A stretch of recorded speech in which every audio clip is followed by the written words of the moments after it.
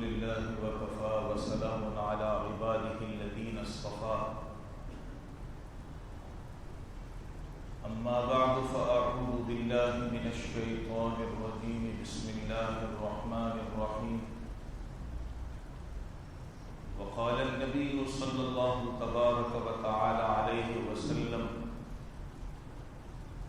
من تشرف لها فليستشرفه ومن وجد ملجأ أو معادا فليعوذ به أو كما قال صلى الله تبارك وتعالى عليه وسلم۔ حضور اکرم صلی اللہ علیہ وسلم کی احادیث طیبہ میں سے ایک حدیث کا حصہ تلاوت کیا ہے۔ دعا ہے کہ اللہ تبارک و تعالی اس کا صحیح مفہوم بیان کرنے کی اور ہم سب کو اس پر عمل کرنے کی توفیق نصیب فرما دے۔ حضرت صلی اللہ علیہ وسلم نے اس امت کو اس بارے میں تعلیم دی تھی کہ اس امت کے اندر فتنے پھوٹیں گے۔ فتنے پھوٹنوں کا بھی بیان کیا، اس کے اسباب بھی بیان کیے، اس سے بچنے کا راستہ بھی بتایا۔ گزشتہ جو میں آخر کے اندر ایک بات کی تھی کہ فتنہ کا لفظ اللہ تعالیٰ نے قرآن کریم کے اندر استعمال کیا ہے۔ قرآن کریم میں پروردگار ایک مقام پر اس لفظ کو کفر اور شرک کے متعلق بیان فرماتے ہیں۔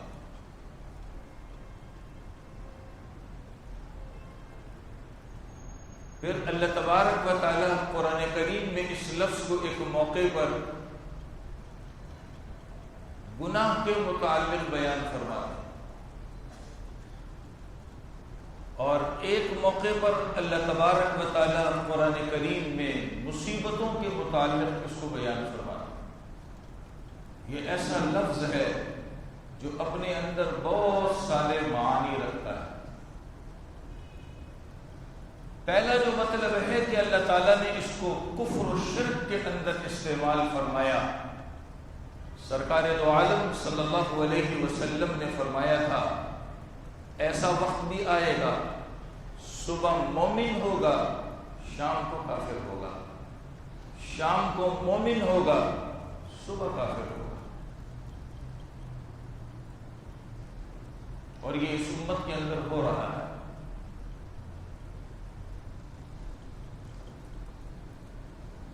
جہاں تک اس معنی کا تعلق ہے کہ اللہ تعالیٰ نے گناہوں کے متعلق اس کو استعمال کیا ہے، سرکار دو عالم صلی اللہ علیہ وسلم نے فرمایا تھا فتنوں کے دور کے اندر انسان کے لیے عبادت کرنا اور عبادت کے اوپر جمنا ایسا مشکل ہوگا جیسے کوئی آدمی ہاتھ میں انگارہ پکڑ لے۔ یہ بھی آج ہمارے اندر موجود ہے۔ تیسرے مقام پر اللہ نے اس کو بیان فرمایا انسان پر مصیبتیں، تکلیفیں، پریشانیاں آتی ہیں۔ رسول کریم صلی اللہ علیہ وسلم نے فرمایا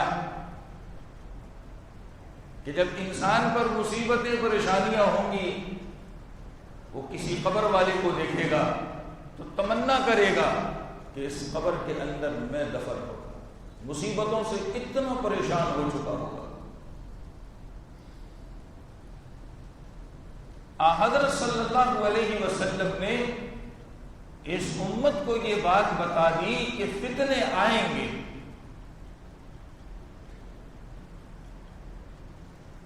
یہ فتنے آتے کیوں ہیں؟ ہمیں سوچنا اس کو ہے۔ جب انسان دین سے دور ہو جاتا ہے انسان کے اندر فتنے پھوٹنا شروع ہو جاتے ہیں۔ آج ڈیجیٹل دور ہے، بٹنوں کا دور ہے، اچھے لوگ بھی دنیا میں ہیں، اللہ کی عبادت کرتے ہیں، مگر دیکھنے میں یہ آتا ہے کہ جہاں آج دنیا ہمارے پاس آنا شروع ہو جاتی ہے، دین سے ہم دور ہونا شروع ہو جاتے ہیں۔ ایسا معلوم ہوتا ہے ہم نے دین کو اس وقت کے لیے رکھا ہے جب ہم پر کوئی مصیبت ٹوٹ پڑے، پریشانیاں آ جائیں تو اللہ کو یاد کر لیں، جب دنیا آ جائے تو پھر ہم اللہ کو بھول جائیں۔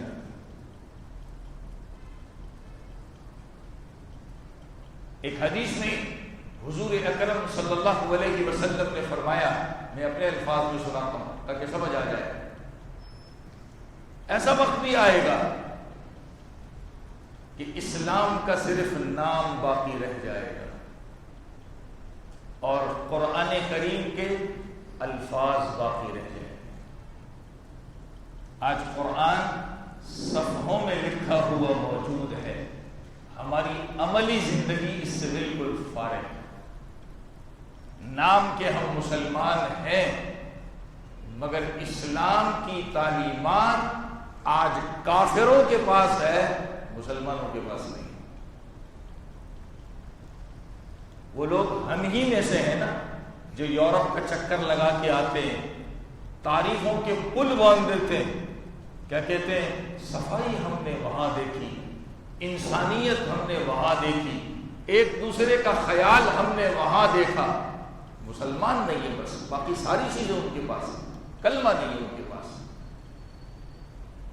ہمارے پاس الحمدللہ کلمہ ہے، مسلمانیت نہیں ہے۔ جس چیز پر ہم ان کی تعریف کر رہے ہیں وہ چیزیں ہماری زندگی میں کیوں نہیں آ رہی؟ اس کا مطلب یہ ہے یہ چیزیں تھی ہمارے پاس، ہمارے بڑوں نے اس پر عمل کر کے بتایا، ہمیں سب کچھ دکھایا، مگر ہم نے اپنے سستی اور کاہلی میں اس کو چھوڑ دیا۔ آج ہم ان کی تعریف کرنے پر مجبور ہیں۔ ایک وہ وقت تھا جب وہ کافر مسلمانوں کی تعریف کرتا تھا اور مسلمان جب کسی علاقے میں جاتے تھے، جب وہاں سے واپس پلٹتے تھے، وہ بستی والے پاؤں پکڑ کے روتے تھے کہ تم یہاں سے نہ جاؤ۔ اور آج مسلمان کا نام سنتے ہی غیروں کے ذہن میں آتا ہے یہ دہشت گرد ہے۔ یہ ہم نے اپنی زندگی بدلی ہے۔ اسلام اب بھی اپنی جگہ ہے، اسلام کہیں نہیں ہلا، ہم بدل گئے۔ نبی نے جو تعلیمات دی اس سے پتہ چلتا ہے کہ فتنے امت میں اس وقت پھوٹیں گے جب امت دین سے دور ہو جائے گی۔ آج جو ہم پریشان ہیں، آج ہمارے جو حالات ہیں، اس کے کرتے دھرتے ہم خود ہیں، کوئی اور نہیں ہے۔ رونے کی ضرورت نہیں ہے، اللہ سے مانگنے کی ضرورت ہے، اپنی زندگی بدلنے کی ضرورت ہے۔ اس پر ہم کیوں نہیں آ رہے؟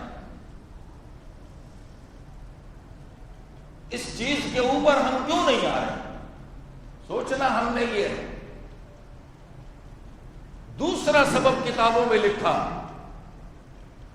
وہ یہ ہے کہ جب ترجیح دی جانے لگے گی، اپنے الفاظ میں کہوں، اپنوں کو نوازا جائے گا، غیروں کو دور کیا جائے گا،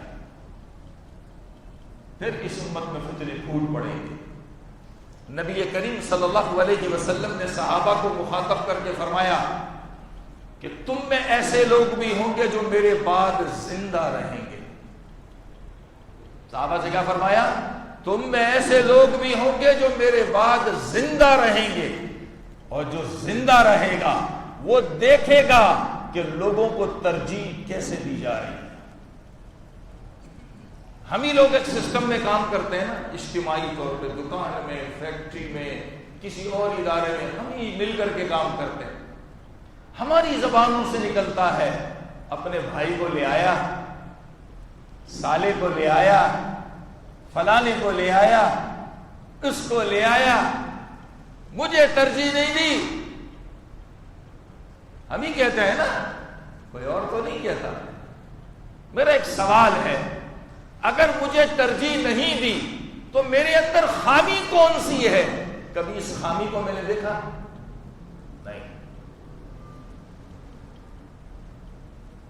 نہیں دیکھا میں نے.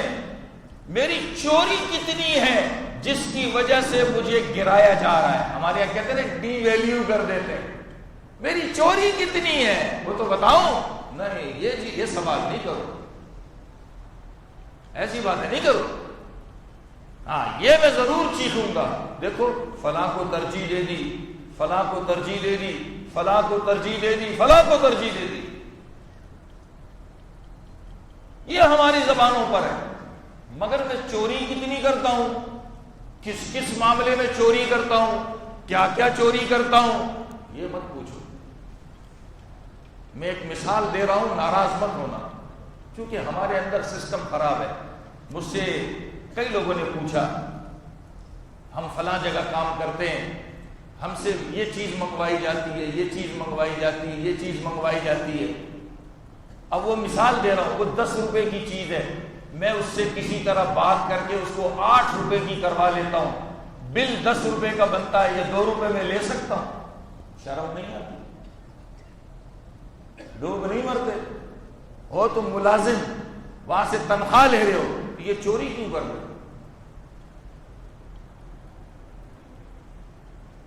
ہو؟ ملازم, مالک تمہیں اس کی تنخواہ دے رہا ہے, اب یہ 2 روپے کی چوری کیوں کر رہے ہو؟ اس کو کوئی نہیں دیکھتا, اس کو اپنے لیے پکا حلال سمجھتے, پکا. ایسا لگتا ہے حضرت جبریل نے آ کر مہر لگا دی, تیرے لیے حلال ہے. اس کو ہم حلال سمجھتے ہیں. یہ چوری ہے. پوچھو گی یہ حرام کھا رہے ہیں, اپنی اولاد کو کھلا رہے ہیں. جب دیکھو نا کہ مالک اپنے بھائی کو لا رہا ہے, رشتہ دار کو لا رہا ہے, آپ کو ترجیح نہیں دے رہا, اپنے گریبان میں جھانکو, دیکھو کہ میں چوری کہاں کر رہا ہوں. یہی پارٹنروں کا حال ہے. 2 پارٹنر مل کے کام کر رہے, ایک دوسرے پہ اعتماد ہی نہیں ہے. ہر ایک نے جاسوس چھوڑے ہوئے. تو اس کو دیکھنا, وہ بھی سوچنا. اچھا عقل کیسے بند ہو جاتی ہے نا, ایک مالک نوکر سے اپنے جیسے مالک کی جاسوسی کروا رہا ہے, اور نوکر کرتا بھی ہے, وہاں اس کی عقل بند ہو جاتی ہے. یہ بھی تو میرا مالک ہے, میں اس کی جاسوسی کیسے کر رہا ہوں؟ اللہ بھی تو اللہ ہے نا, چوری پہ کیسے عقل بند کرتا ہے؟ چوری پہ کیسے عقل بند کرتا ہے؟ اب جب چوری کھلنا شروع ہوتی ہے تو وہ پارٹنر اپنے پارٹنر کے جاسوس کو نکالنا چاہتا ہے کہ یہ سسٹم خراب کر رہا ہے. اب وہ پارٹنر سامنے آ جاتا ہے, اس کو تو نہیں نکالو گے, یہ ترجیح اور کیا چاہیے, کیونکہ وہ اس کے لیے جاسوسی کر رہا ہے.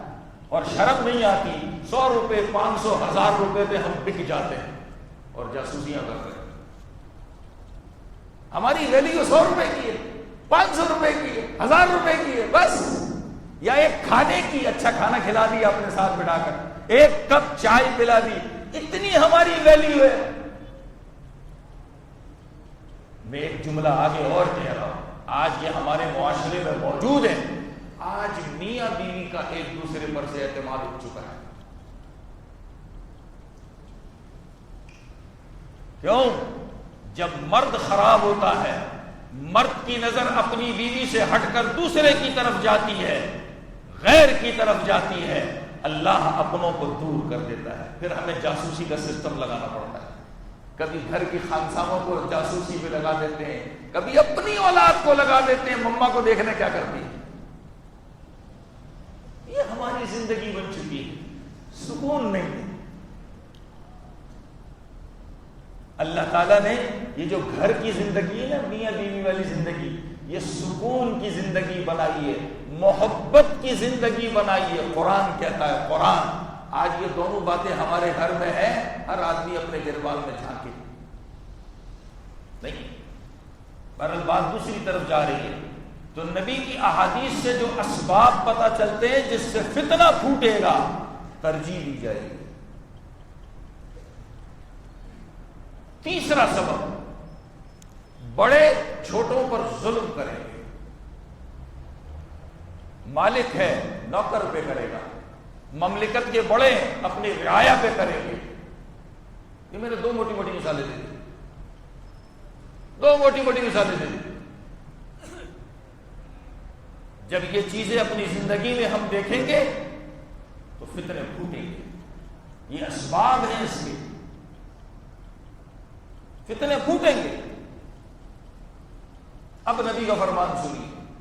نبی کریم صلی اللہ علیہ وسلم نے فرمایا کہ تم دیکھو گے کہ ایک دوسرے پر ترجیح دی جانے لگے گی.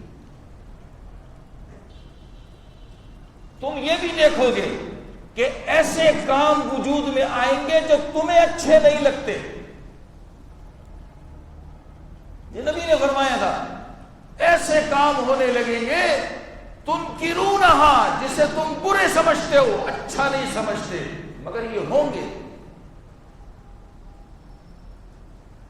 پھر فرمایا تمہارے بڑے چھوٹوں پر ظلم کریں گے. میں اپنے الفاظ میں سنا رہا ہوں تاکہ سمجھ آ جائے. چھوٹوں پر ظلم کریں گے. اور ظلم کی مثال کیسے دی؟ کہا کہ تم سے اپنا حق پورا مانگیں گے. تو اس وقت صحابہ نے پوچھا کہ اللہ کے نبی کیا ہم ان کا حق روک دیں؟ کہا نہیں، تم ان کا حق ان کو پورا پورا دینا پڑے، وہ ظلم کر رہے ہیں. تو اپنا کیا بنے گا؟ ہم پر تو ظلم ہو رہا ہے. نبی نے راستہ دکھایا. نبی نے راستہ دکھایا. ہم پر ظلم ہو رہا ہے، دیکھ رہے ہیں، محسوس کر رہے ہیں، یہ ہو رہا ہے، یہ ہو رہا ہے، یہ ہو رہا ہے. کہا اپنے حق کے لیے اللہ سے دعا کرنا. اپنے حق کے لیے اللہ سے دعا کرنا. لیکن جو تم سے مانگنے آ رہے ہیں دے دینا. میں مثال دیتا ہوں. آج ہم چیخ رہے ہیں بل کے اندر 13 سے 15 قسم کے ٹیکس بھر رہے ہیں ہم لوگ، اتنا ظلم ہو رہا ہے اوپر. یہ آوازیں لگ رہی ہیں، کئی مہینوں سے آوازیں لگ رہی ہیں. بجلی کے بل کے اندر جو ہے 13 سے 15 قسم کے ٹیکس لگ کر آ رہے ہیں. گیس کے بل کے اندر اتنے ٹیکس لگ کر کے آ رہے ہیں. فلاں کے اندر یہ ٹیکس لگ کے آ رہا ہے. ہم سے یہ ٹیکس مانگا جا رہا ہے، یہ کیا جا رہا ہے. اب کیا کرو؟ چوری کی بجلی استعمال کرو. شارٹ راستہ. ادھر نبی کیا کہہ رہے ہیں؟ وہ تم پر ظلم کرے تب بھی ان کا حق دو، روکو مت. اب ہم پہ بھی تو ظلم ہو رہا ہے نا. نبی نے راستہ بتایا. اپنے حق کے لیے اللہ سے دعا کرو. کبھی ہم نے اللہ سے دعا کی اللہ یہ ظلم ہو رہا ہے، یہ ظلم ہو رہا ہے، یہ ظلم ہو رہا ہے، یہ ظلم ہو رہا ہے. ہم کیا کر رہے ہیں؟ چیخ رہے ہیں، چلا رہے ہیں. کیا ہو گیا؟ کون سا سسٹم ہم نے چیخنے سے بدل دیا؟ کیا ہمارا نظام بدل گیا؟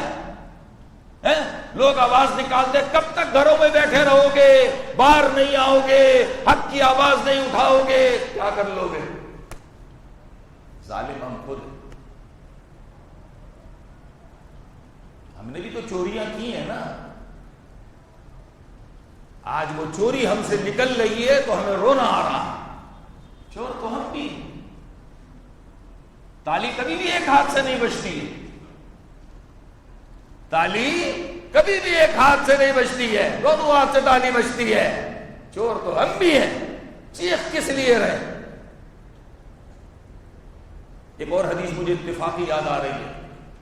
پہلے نبی کے زمانے میں، اور بعد میں بھی چلتا رہا جب تک اسلامی مملکتیں تھیں، نبی جو ہے کسی بندے کو اپنا نائب بنا کر بھیجتے تھے. جاؤ فلاں جگہ سے، فلاں علاقے والوں سے، فلاں بندے سے زکوٰۃ وصول کر کے آؤ. ان کو بتاؤ تمہارے اس سال زکوٰۃ اتنی بن رہی ہے، وہ دے دو. جاؤ وصول کر کے آؤ. ایک موقع پر صحابہ نے نبی سے پوچھا کہ یہ جو زکوٰۃ وصول کرنے والا ہمارے پاس آتا ہے، اگر ہم سے زکوٰۃ لینے میں ہم پر ظلم کرے، مثال ہے 10 روپے بنتے ہیں 20 روپے لے کر جا رہا ہے. شریعت کہتی ہے کہ درمیانے قسم کا مال لو، نہ بہت اچھا لو نہ بالکل گھٹیا لو، درمیانے قسم کا مال لو. وہ ہم پر ظلم کیا کر رہا ہے کہ اچھا مال لے کے جا رہا ہے، گھٹیا ہمارے پاس چوڑ رہا ہے. تو اس وقت نبی سے صحابہ نے پوچھا تھا کیا افلقتم، ہم اپنا مال اس سے چھپا لیں تاکہ وہ ہم پر ظلم نہ کرے؟ نبی نے فرمایا نہیں،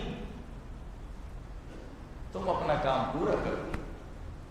اور جو اگلی بات بتائی میں اپنے الفاظ میں بتاتا ہوں، وہ اگر ظلم کر رہا ہے تو قیامت کے دن اس کو حساب دینا ہے، تم اگر ظلم کرو گے تو تمہیں حساب دینا پڑے گا۔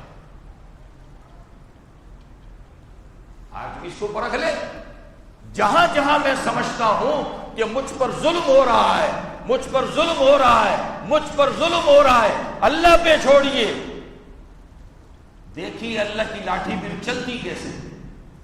ہم نے الٹا کام شروع کر دیا، اللہ سے مانگنا ہی نہیں ہے، اللہ کی طرف توجہ کرنی ہی نہیں ہے، چیخنا ہے، چلانا ہے، احتجاج کرنا ہے، ہوتا کچھ بھی نہیں۔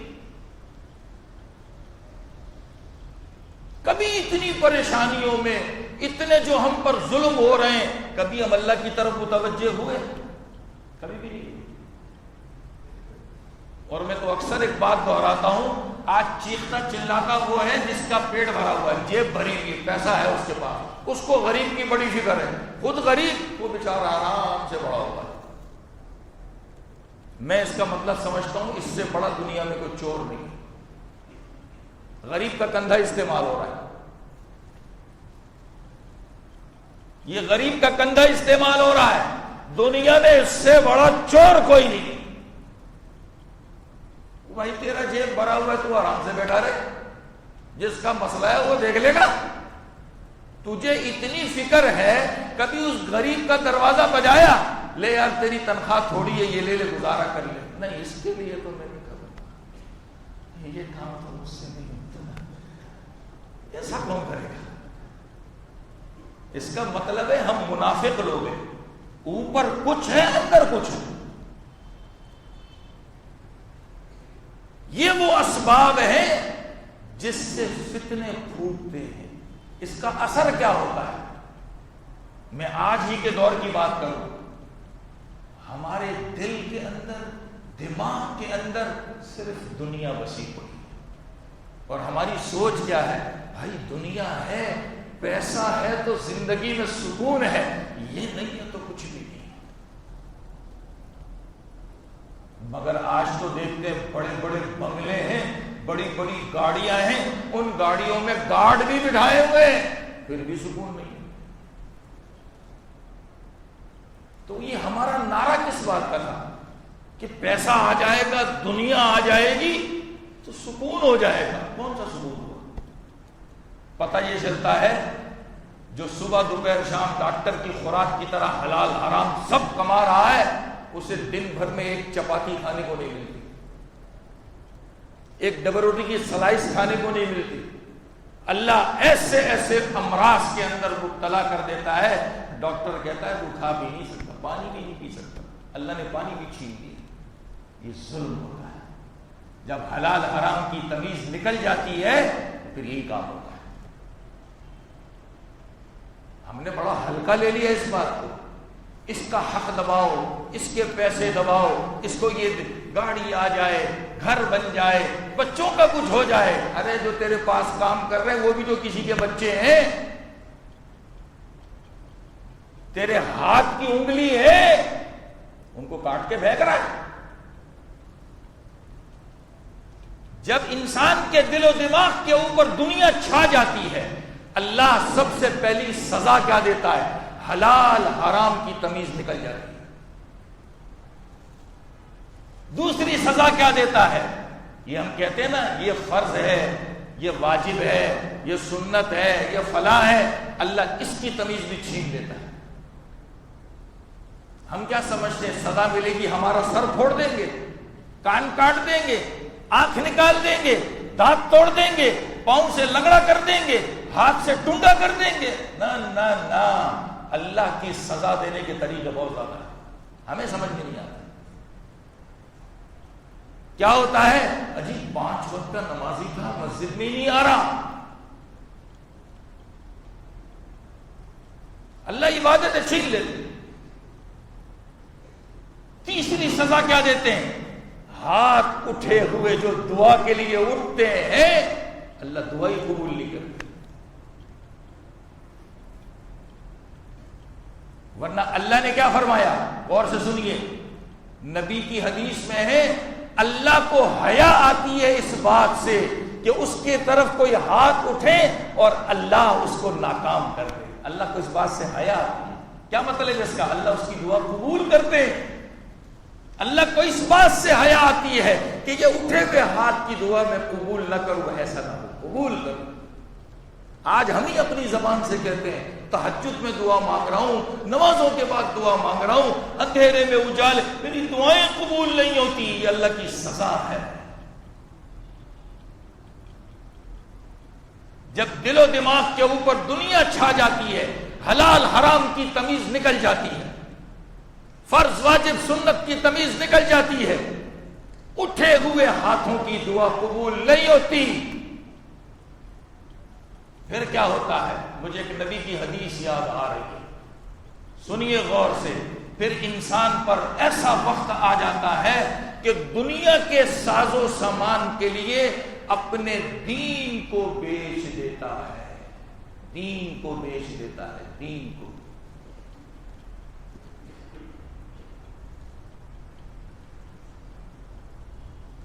نبی نے فرمایا دنیا کے ساز و سامان کے لیے اپنے دین کو بیچے گا. میں ایک چھوٹی سی مثال دوں. پھڈا ہو گیا، قرآن لیا سر پہ رکھ لے، قسم کھا رہا ہوں. قرآن اس لیے آیا ہے، معلوم ہے میں ظلم کر رہا ہوں، جھوٹ بول رہا ہوں، حق دبا رہا ہوں، چلو مسجد میں چلتے جا کے قسم کھاتے ہیں. کبھی اس بات سے ڈر نہیں آتا کہ مسجد اللہ کا گھر ہے، فرشتے یہاں پر بستے ہیں، ہم اس طرح جا کر جھوٹی قسم کھائیں گے اللہ کے گھر میں، ایسا نہ ہو کہ اللہ زمین کے اندر دھسا دے.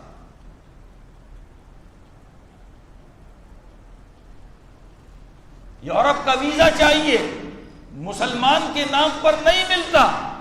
کبھی اپنے آپ کو یہودی لکھوا دیا، کبھی عیسائی لکھوا دیا، کبھی ہندو لکھوا دیا، ویزا مل گیا. بیوی موجود ہے تو کیا لکھتے ہیں؟ نہیں میں نے شادی نہیں کی ہے.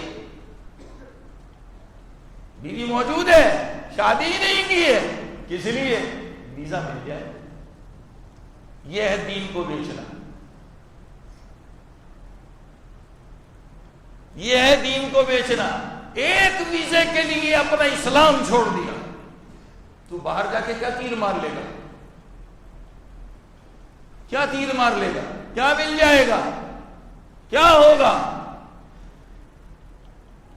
اپنا اسلام بھولنا ہے. ایک ویزے کے لیے اپنے آپ کو غیر مسلم لکھوا رہا ہے. بیوی موجود ہے، کہتے ہیں میری بیوی نہیں ہے. کیا ہے یہ؟ صرف دنیا کے خاطر ہم اپنی اصلیت کھو رہے ہیں. یہ فتنوں کے اثر ہوتے ہیں، دل و دماغ پر ایسے اثر کر جاتے ہیں، کچھ سمجھ نہیں آتا، کچھ سمجھ نہیں آتا. ابھی ایک کام کرنا ہے. وہ کام کیا ہے؟ نبی ہمیں بتا کے گئے. حدیث میں فرمایا رسول کریم صلی اللہ علیہ وسلم نے کہ اللہ سے پناہ مانگو فتنوں سے. یہ ایک حدیث ہوئی، اس میں حکم دیا ہم کو کہ اللہ سے پناہ مانگو فتنوں سے. دوسری حدیث سنیے، سرکار دو عالم صلی اللہ علیہ وسلم نے دعا سکھائی، اللہم انی اعوذ بک من الفتن ما ظہر منها وما بطن. میں اردو بتا دیتا ہوں تاکہ ہم سب کو یاد ہو جائے، اللہ سے مانگنے والے بن جائے. کہا اے اللہ میں آپ کی پناہ میں آنا چاہتا ہوں ان فتنوں سے جو ظاہر بھی ہیں اور جو پوشیدہ بھی ہیں. کیسی پیاری دعا سکھا دیا. ہمیں تو نہیں پتا کیا چیزیں فتنے ہمارے، ہمیں نہیں معلوم، لیکن ایسے جامع دعا ہم کو سکھا دی، سب اس میں آ گیا. اے اللہ میں آپ کی پناہ میں آنا چاہتا ہوں ان فتنوں سے جو ظاہر بھی ہیں اور جو چھپے ہوئے بھی. آج سے اس دعا کو اپنی دعاؤں میں شامل کر دیں. اللہ سے مانگیں، دیکھیں اللہ ہمارے حالات کیسے اچھے کرتے ہیں. ہم نے مانگنا چھوڑ دیا، ہم نے مانگنا چھوڑ دیا ہے.